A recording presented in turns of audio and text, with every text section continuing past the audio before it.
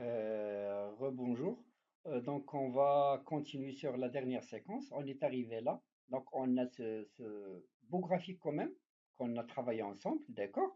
Donc, il nous reste que de l'exporter. C'est une image, comme vous voyez, copier. Et je vais aller, par exemple, à la page Word et je vais le coller ici. Regardez. J'ai une chose que je veux que vous faites attention avec, donc c'est de garder la qualité de votre image. Donc, pour conserver cette qualité, il faut pas travailler de la méthode classique par exemple, en diminuant, par exemple, la largeur ou la hauteur de cette façon, la hauteur de la largeur d'un graphique ou d'une image en général. D'accord? Donc, je vais mettre contrôle, pardon, contrôle Z c'est précédent. D'accord? Donc c'est l'image que j'ai exportée vers le Word. Je vais chercher format. Regardez. Là, il y a une icône où il y a la hauteur et la largeur. Là, vous voyez, lorsque je vais commencer à diminuer la hauteur, et la hauteur, je vais le choisir comme je veux, vu mon document, le texte, etc. Ça dépend comment vous voulez que la forme de votre document apparaît avec des graphiques ou des images que vous voulez contrôler leur dimension. D'accord? Je vais essayer de diminuer là. Regardez. Au fur et à mesure que je diminue la hauteur, la largeur diminue aussi. Vous regardez en bas ici. Donc 12C, 6, 4. Regardez. Donc il diminue en même temps. Donc il conserve sa qualité. Regardez. Même si je diminue au maximum, regarde, il conserve sa qualité parce que il est proportionnel entre la hauteur et la largeur. Voilà ce que je voulais vous faire montrer, c'est ça. Très bien. Donc, je reviens à mon graphique. Donc, c'est un graphique que vous le voyez. D'accord. Donc, on a sorti notre graphique, bien sûr, à partir de statistiques descriptives, effectives, comme vous voyez, diagramme. D'accord? Histogramme, afficher la courbe gaussienne sur l'histogramme. Donc, rappelez-vous que afficher la courbe gaussienne, on ne va pas l'afficher d'une manière descriptive, on peut le faire, mais on ne peut pas considérer que notre distribution de la variable âge, elle est comme quoi elle est distribuée normalement. C'est-à-dire, on a la courbe gaussienne qui respecte bien sûr la normalité de la distribution de la variable âge. Mais on va voir après comment on teste bien sûr la normalité d'une variable par le test de Kolmogorov-Smirnov ou Shapler-Wilk. Et ça, c'est très important. Là, j'essaie de vous faire montrer, puisqu'on est dans les cônes des effectifs, on peut sortir beaucoup de choses. D'accord? Donc, dans le diagramme, donc réinitialiser, d'accord? Je vais vous faire une autre chose, c'est qu'on peut le faire sortir à partir, par exemple, ici. Vous voulez pas vous voyez, tout à l'heure, j'ai parlé dans la séquence précédente qu'il y a beaucoup de pistes qui se ressemblent. On peut sortir des informations sur pas mal de paramètres, d'accord? Donc, graphique, je peux générer comme, par exemple, je peux prendre boîte ancienne version. Regardez, je vais chercher mon histogramme. Voilà, regardez. Tout court, je prends mon âge, regardez, je vais le mettre ici et je vais faire, regarder, afficher la courbe gaussienne. Regardez. Et voilà. Bien sûr, regardez, c'est pareil. Donc, c'est le même graphique. Donc, ça, après transformation qu'on a changé ensemble, et vous avez la séquence pour faire la même démarche. D'accord? Regardez. Et c'est le même graphique. Regardez, c'est le même graphique. C'est le même graphique. Vous voyez? Donc, c'est le même graphique. Donc, on peut le faire par exemple à partir, donc, on ne va pas tenter à chaque fois de vous faire montrer beaucoup de pistes pour arriver au même résultat, mais j'essaie de vous faire montrer qu'il y a plusieurs alternatives pour faire sortir pas mal de tests dans pas mal de sources ou pas mal de paramètres. D'accord? Donc, par exemple, graphique, je peux, par exemple, générateur de diagramme. Donc, c'est le générateur. Je vais cliquer ici. OK. Regardez. Je vais chercher ici. Regardez. Vous voyez choisir parmi les favoris qu'il vous donne. Donc, je vais chercher, par exemple, moi, directement. Voilà, c'est un histogramme. Donc, je vais faire double-clic. Regardez. Il est affiché là. D'accord? Je vais prendre mon âge. Je vais maintenir le bouton gauche maintenu appuyé et je vais essayer de le déplacer. Regardez, elle est là. Elle est là. Donc, mon doigt, il est toujours appuyé sur le bouton gauche, soit de votre souris, soit de votre PC portable. D'accord? Et je vais essayer de la poser ici en axe des abscisses. Je vais pas le mettre comme ça et la lâcher comme ça. Il ne va pas être placé bien. Donc, je vais essayer de la prendre comme ça et je vais essayer. Regardez, la couleur, maintenant, il vous dit que là, vous voulez, vous voulez placer cette variable ici. Et je lâche. D'accord? Je lâche. Très bien. D'accord, vous voyez? Donc, qu'est-ce qu'il me reste? Donc, il me reste ici, vous voyez, donc, option. Donc, c'est pas la peine de rentrer dans ça. Donc, propriété d'éléments. D'accord? Euh, Qu'est-ce que je vais faire? Donc, les éléments. Regardez, vous pouvez essayer de faire tout ça, transposer. Donc, on va pas perdre beaucoup de temps là-dessus. Donc, il y a pas mal de choses que vous pouvez découvrir. Regardez la galerie que j'ai. D'accord? Propriété des éléments ici. D'accord? Je vais aller directement à ma variable. Regardez ici. Afficher la courbe gaussienne. Je vais demander OK. Appliquer. D'accord? Si je veux quelque chose d'autre, je peux changer. D'accord? Mais je vais se limiter ici et dire OK. Regardez. Et voilà. Je vais effacer ça. Il me décrit les variables. Donc, ma variable. Donc, regardez, c'est pareil. Regardez, c'est la même chose, le même graphique dans plusieurs places que j'ai arrivé à faire sortir cet âge. Donc, vous voyez, donc très bien. Donc, c'est pour vous dire que il y a pas mal de pistes sur lesquelles on peut se baser pour faire sortir ce qu'on veut. D'accord? Donc, bref, donc on a fini avec cette rubrique effective. Donc, c'est important. C'est pour ça que j'ai accordé assez de temps. D'accord? Donc, là, donc, vous voyez les valeurs dans l'ordre croissant, etc. Vous laissez ça par défaut comme ça. Donc, si vous voulez essayer de s'entraîner, c'est bien. C'est bon?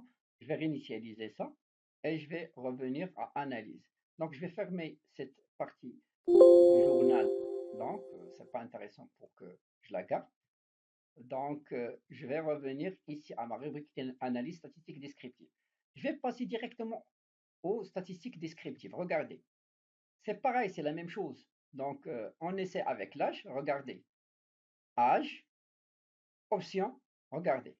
Elle a changé que les comptes. Regardez, moyenne, écart type, minimum, maximum, variance, erreur standard qu'on a vu auparavant, distribution kurtosis pour l'aplatissement, skewness pour la symétrie, etc. Comment vous voulez qu'il apparaisse, vous donner l'ordre sur lequel d'affichage de vos données, d'accord?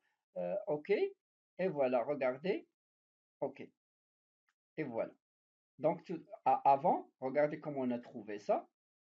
Et c'est pareil. Donc, vous choisissez et là où vous, donc, vous êtes à l'aise pour, euh, pour voir comment ils vont apparaître vos résultats. D'accord? Statistique. Donc, je vais prendre la moyenne, par exemple, la médiane. Vous voyez ici les fractiles. Je vais prendre variance, écart type, erreur standard, par exemple, skewness, kurtosis. Donc, je vais m'arrêter ici. Donc, OK. Regardez.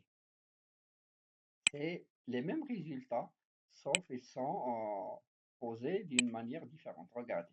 La moyenne, c'est la moyenne. Regardez. Est-ce que j'ai demandé la moyenne? Voilà, c'est une moyenne, 29, voilà, 29, 400, etc. Erreur standard, vous voyez l'écart type, etc. Kurtosis avec son erreur standard, c'est une manière comment elle est posée ce tableau, et là, c'est une autre manière, d'accord? Mais il faut voir, si jamais vous avez besoin plus de détails, il faut voir la rubrique qui vous sera utile à l'utiliser. D'accord? Donc voilà, donc ça concerne, donc c'est pareil, donc on a fini avec ça parce que c'est important cette partie statistique descriptive.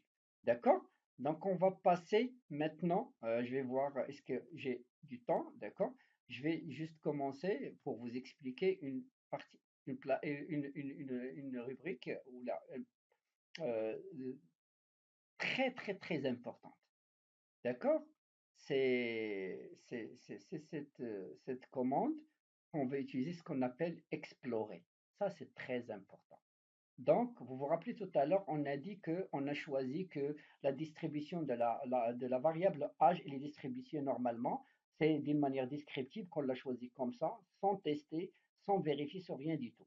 Cette partie, cette commande explorer, il nous aide c'est-à-dire à prendre la décision sur une variable pour dire est-ce qu'elle est distribuée normalement ou pas. Donc, qu'est-ce que ça veut dire il nous aide? On va voir, on va rentrer dans Explorer, on va voir. Regardez. Donc, on a par exemple, on va prendre toujours le même exemple, âge par exemple. Regardez, on va afficher ici les deux statistiques, on ne va pas se limiter qu'une seule statistique, que les statistiques, on va prendre les deux, diagramme et statistique, d'accord? Si vous voulez que les statistiques, vous couchez statistique, si vous voulez que diagramme, vous couchez diagramme, si vous voulez les deux, vous couchez ici, d'accord? Vous cochez ici. Donc, je vais prendre statistique. Regardez, statistique, les estimateurs, c'est pas la peine de rentrer si vous voulez qu'on le détaille, mais il accorde, on a besoin du temps donc pour tout expliquer. Mais l'essentiel, on va aller vers l'essentiel pour comprendre à quoi ça sert cette commande explorer. D'accord? Descriptif, bien sûr, je vais passer à la partie diagramme. Sa caractéristique TIG-feuille, histogramme, vous allez voir, c'est pas vraiment intéressant de le suivre. C'est vrai, si vous êtes très avancé dans l'exploitation des données, etc., ça vous donne des informations comme j'ai parlé l'autre fois sur Kurtosis, Skeonis, etc. Il vous faut un prérequis qui est important et qui a une place considérable lorsque vous avez un prérequis qui est important. Voilà. Donc, je vais pas, donc je vais les laisser quand même, d'accord, pour les voir. Mais l'essentiel, on va arriver directement pour tester notre variable âge. D'accord? Graphique, on va voir. Graphique et répartition gaussienne avec test. Vous voyez, graphique de répartition gaussienne avec test. Et ça, le plus important pour nous. Je vais directement vers l'objectif. Donc, ce n'est pas la peine de se disperser et d'avoir beaucoup d'informations et d'être encombré avec plusieurs informations. C'est vrai qu'il vous donne plus de détails, etc., de perfectionnement, mais nous, on veut être pratique dans notre choix. Et pour être pratique dans votre choix, dans vos choix, donc, je vais aller comme ça, on va gagner du temps et aussi on va être pratique. Donc là, c'est la case la plus importante, et on va voir tout ça ensemble.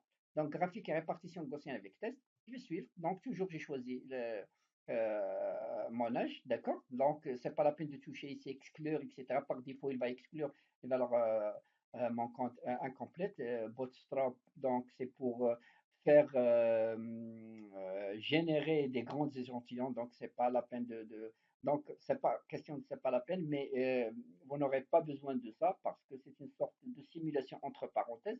Donc, et je vais cliquer OK. Et on va voir qu'est-ce qu'on va avoir. D'accord? Donc, regardez. Donc, vous voyez ici, donc, comme vous vous rappelez dans la séquence, je crois la neuvième séquence, on a parlé que ce tableau récapitulatif traitement des observations, il vous donne comment il est réparti l'âge. Toujours, il vous donne une idée comment votre âge. Et regardez ici. Donc, le descriptif du variable âge, d'accord, avec plusieurs paramètres. Donc, je vais essayer tout de suite de m'arrêter parce que je dois accorder assez de temps et je dois bien sûr enchaîner. Donc, il y a une sorte de limite, plutôt, il y a une limite du temps. Donc, si je commence, on va toujours fragmenter cette séquence. Donc, j'aimerais bien qu'on commence cette séquence enchaînée complète. Voilà, je vous remercie et à la prochaine séquence.